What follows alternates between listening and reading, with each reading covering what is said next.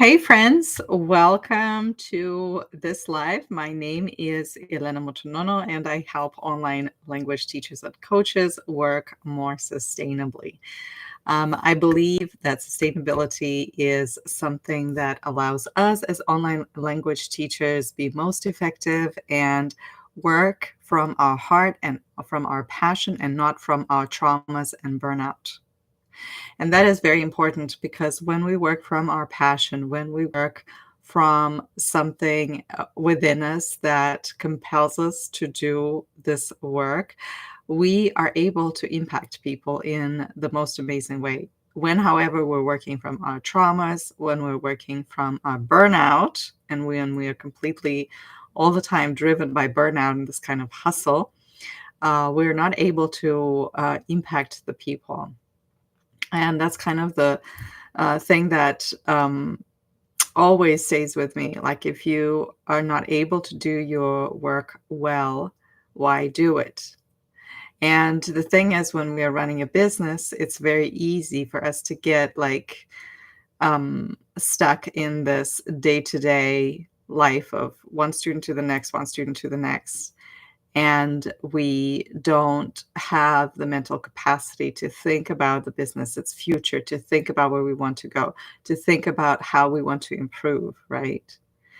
Um, and today I am here because I, first of all, am very curious about um, doing live lessons here on YouTube. I think they are quite effective. And I also would like to hear your feedback. And if this is something that you like more to see more of on this channel, I would love to do that. But I also am here because I wanted to talk about marketing. And this is kind of one of those topics that a lot of teachers bring up whenever they talk about their business. When I, in a diagnostic call, for example, ask somebody, so what is your main struggle in your business? And most of the time teachers say, well, I need to know how to market. I don't know how to market. I wish I knew how to market. And if I knew how to market, that my business would go forward. And that is true. I mean, marketing is really the driving force behind our business. But there are, in online language teaching industry, there are certain ways in which we don't learn to market. And we can live like that for years. For example, when people start teaching languages online, most of the time they go through a some kind of a platform, maybe to gain experience, maybe to learn the ropes, maybe to get that heavy marketing lifting off of their shoulders in the beginning when they're just trying to build their clientele. And it actually is very helpful that a platform then is kind of in charge of their marketing. So that works. But over time, that becomes this kind of like this codependent relationship where you show up and you do your classes, but you depend on your platform to do the marketing for you. And maybe if you're one of the lucky ones that have that are pushed by some kind of algorithm, weird algorithm strategies, then you're at the top and you get a lot of clients. But maybe some days you're not, because there's no way of figuring out whether or not you're going to be at the top. Maybe you don't have enough numbers of testimonials. And so the marketing is then delegated. And then you have this kind of codependency. It's like you are here, you want to work, you are here to teach, but the students can't find you. And so this is when teachers are like, okay, screw that, let's start my own business. And they start their own business, and that's where they discover for the first time how important marketing is. That is the lifeblood of their work. And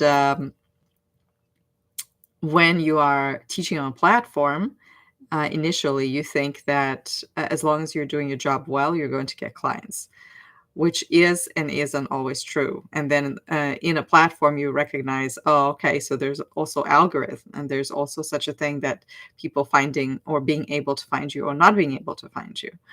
And so what do you do about that?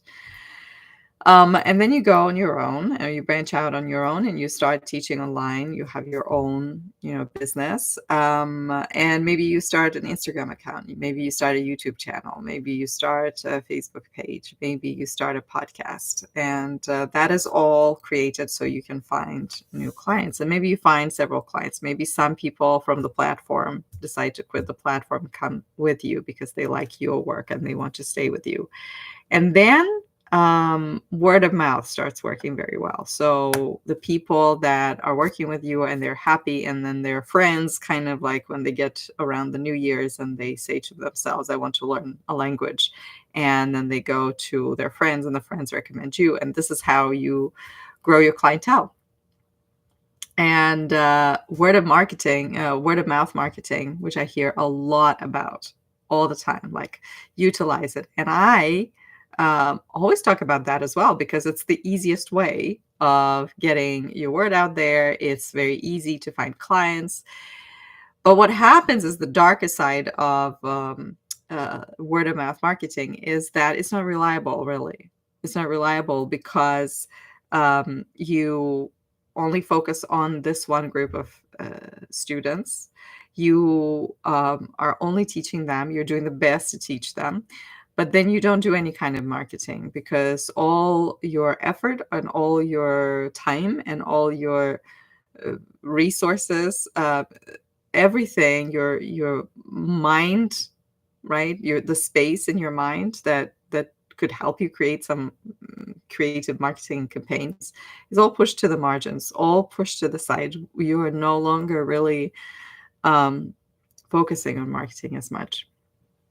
And you're relying on your students to bring you new students. And when they bring you new students, then a certain perception is created in you that selling is easy, that you don't need to market, that people will just come to you.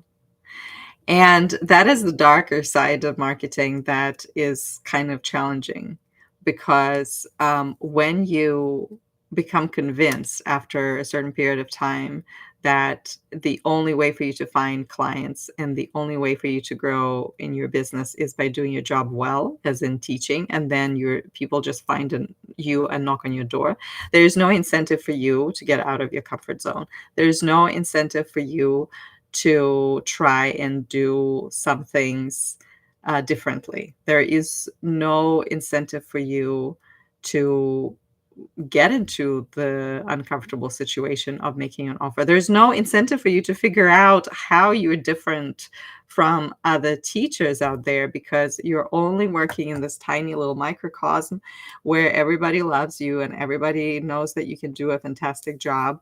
And you are able to be jack of all trades. They come to you for test preparation, and yes, sir, there's test preparation. They come to you for speaking fluency, and yes, ma'am, there's going to be speaking fluency. They come to you as a beginner, and yes, I'm going to help you as a beginner as long as you know the language so that you are able to communicate with the person in the mother tongue before they get to the level where they can just use the target language for the lessons, and on and on and on, right?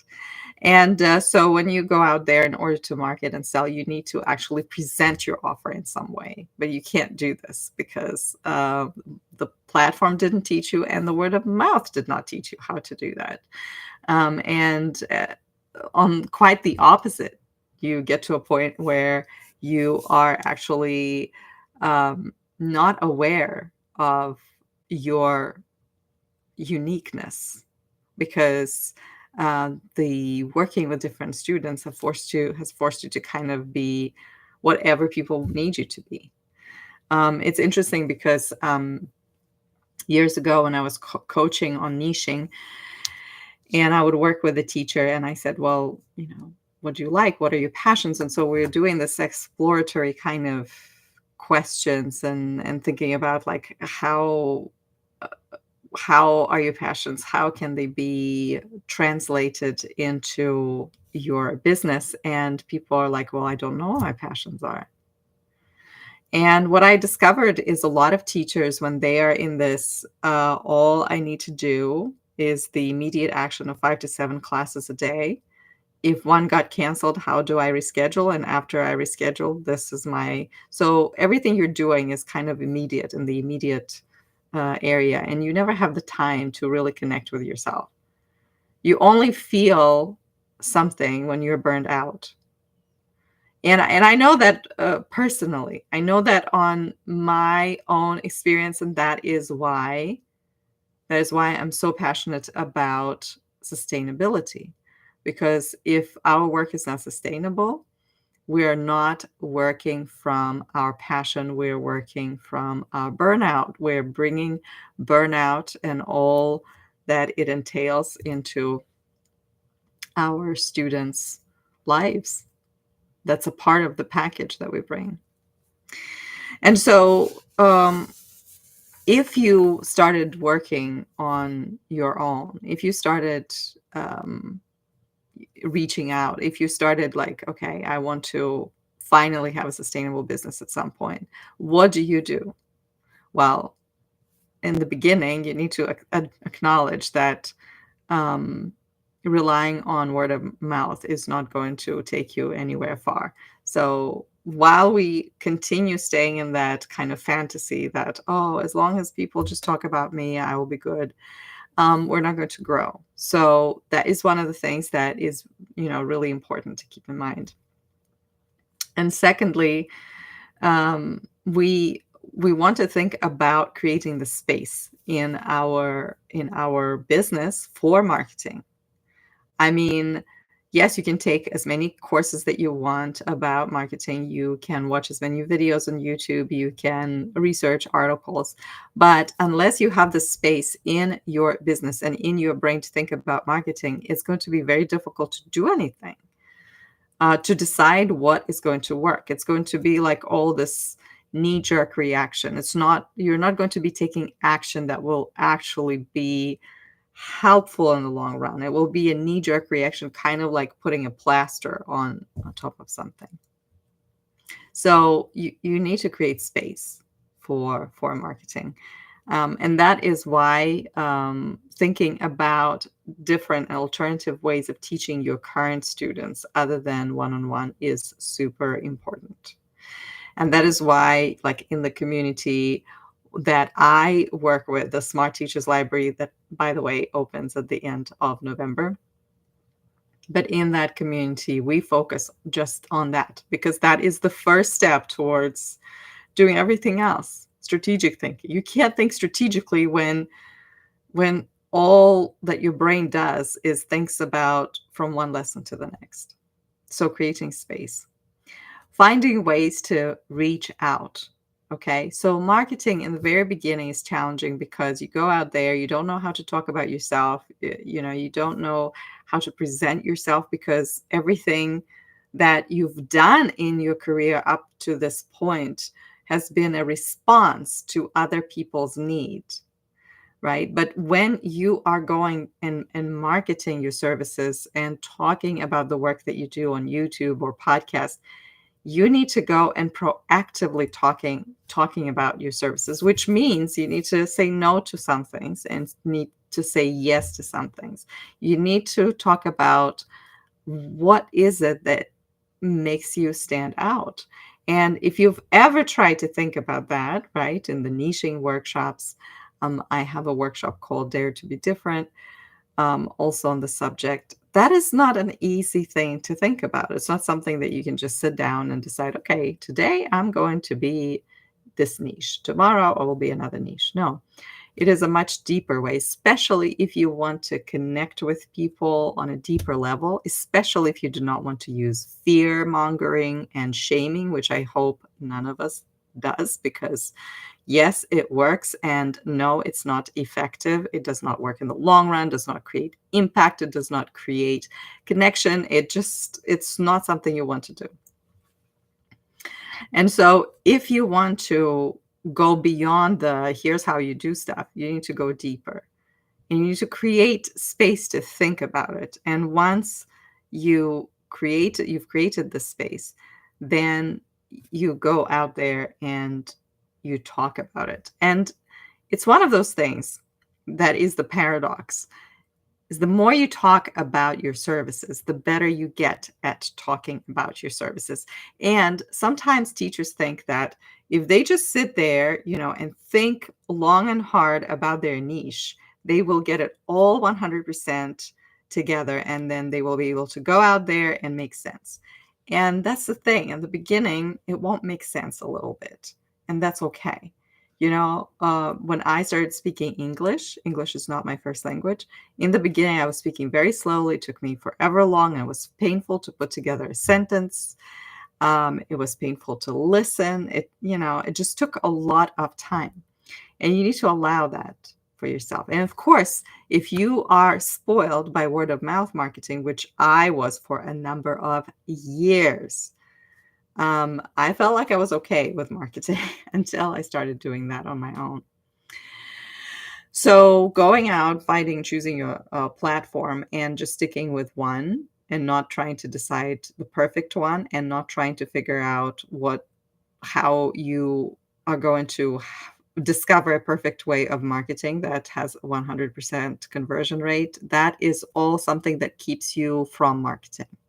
You need to allow things to suck a little bit. You need to allow things to not work a little bit. You need to allow yourself to not look and sound right. And that is just your platform. But once you start on your platform, once you start talking about the work that you do with marketing, and here, why it's also challenging. Another thing that is kind of hard for teachers is to figure out, okay, what do I talk about exactly? Right? Because you usually, you may be explaining grammar rules, or you might be talking about words, and you might be looking at other people who are doing all these things, and then you're copying blindly.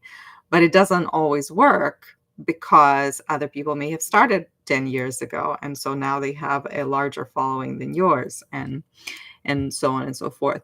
So just sharing, tips without putting your personality into that, right? Without putting why you're doing this, why does it matter to you, is kind of going to make you bland.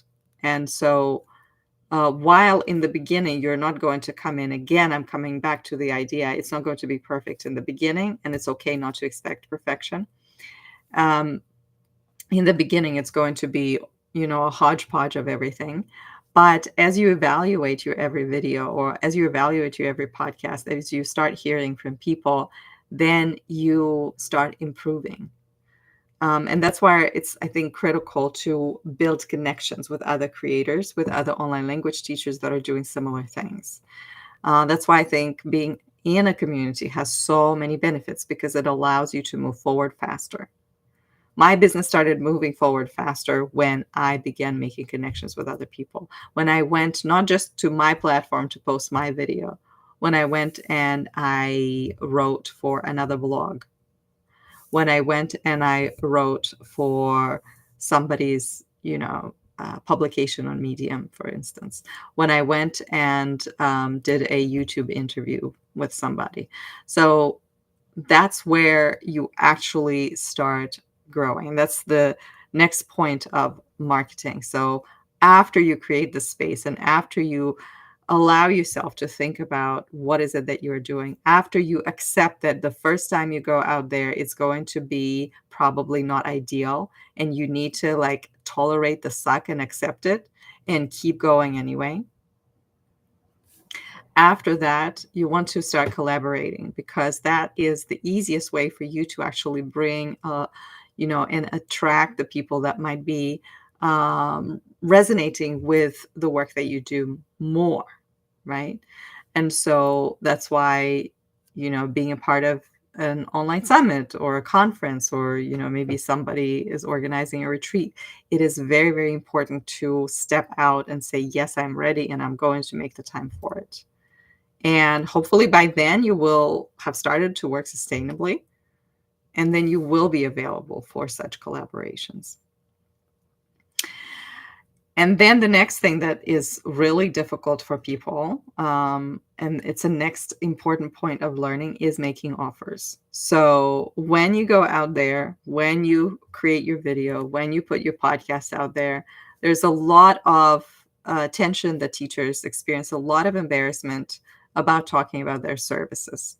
And like I said, with even putting yourself out there, you're going to feel embarrassed and you're going to feel like it's not perfect, and it's never actually going to be perfect. But in the beginning, it's going to feel really awkward and really like salesy, and maybe really, you just the same thing as with making offers. And people start creating lots of stories about, well, I don't want people to like think this and that when I tell them to work with me. I don't want people to come and listen to my presentation, on YouTube, or my video on YouTube, or read my blog, and then all of a sudden discover that I actually want them to come and sign up for a diagnostic call with me, right? I don't want people to do that. So there's a lot of resistance, and that is a part of the journey. That is okay. But it is very important to understand that as you are making a business, as you are creating your business, you are going to make offers, because this is the best way for you to help the audience. Okay. Some of you, I mean, most of you know that you are not going to get too far on just watching YouTube videos or reading blog posts. In order to take action, you need to be in a supportive community that gives you sort of permission to go and try. That a supportive community that will tell you it's okay when you fail, and they will be there for you when you fail. And this supportive community is also going to tell you it's okay to keep going, because at the end of this, there's going to be a result. Don't give up. Okay.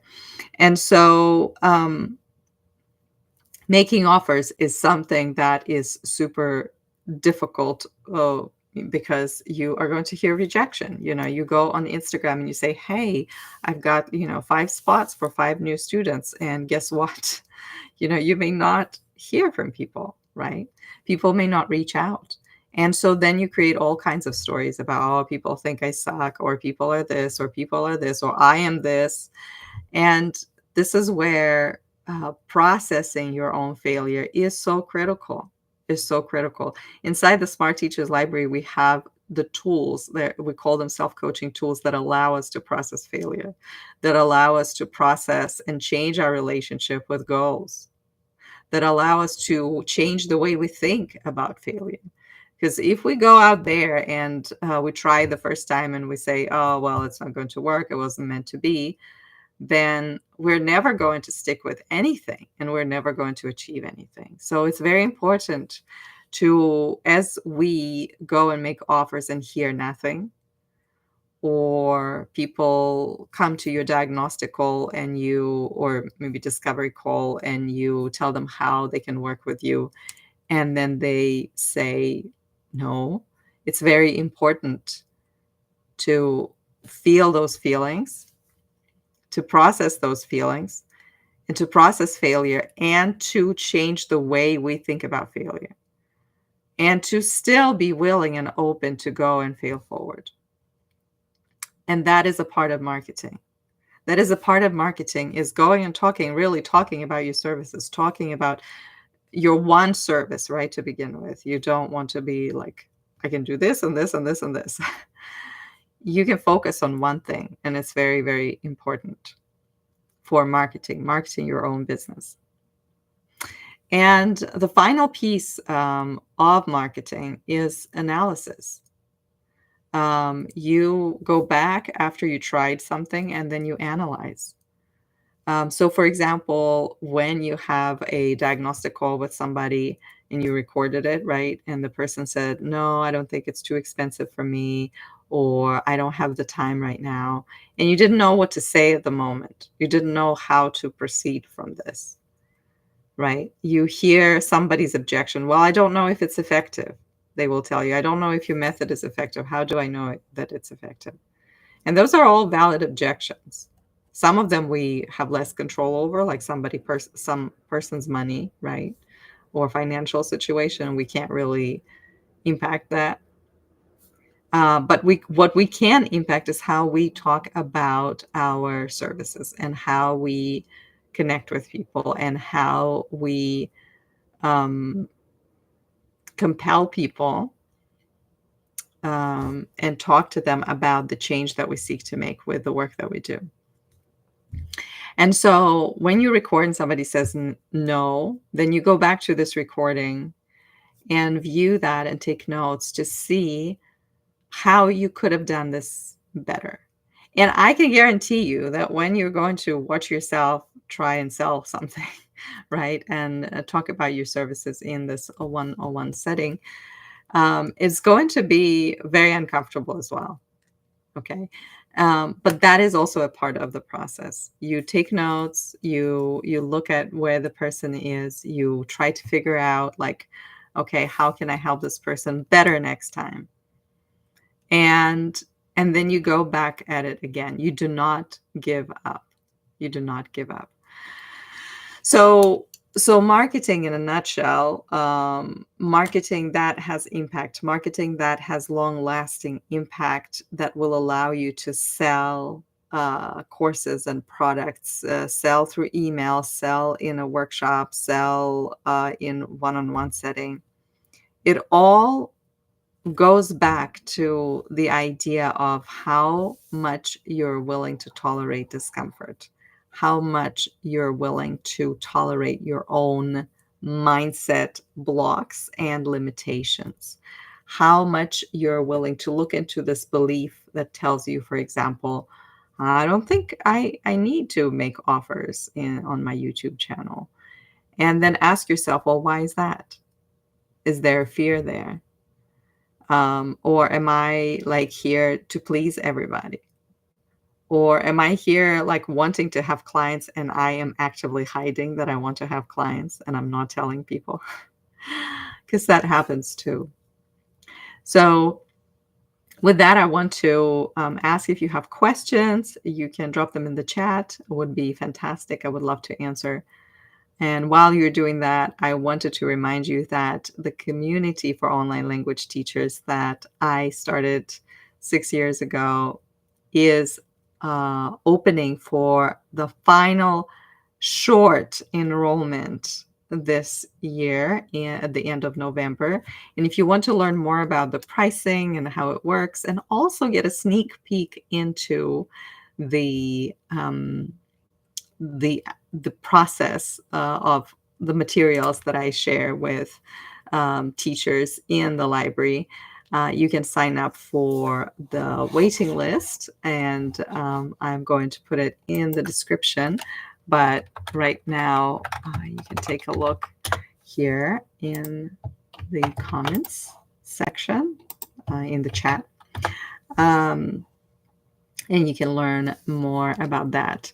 Smart Teachers Library, this is where we learn how to build sustainable businesses. It starts with changing the structure of your business, right? So that you are not bogged down with one-on-one, and that your one-on-ones are actually becoming your Skype lessons or Zoom lessons, or turning into sustainable programs that take you less time, but also give you more opportunities to make more money and are delivered in less time.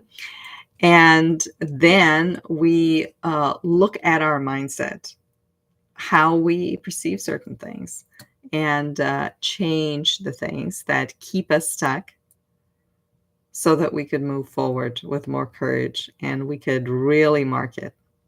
Okay.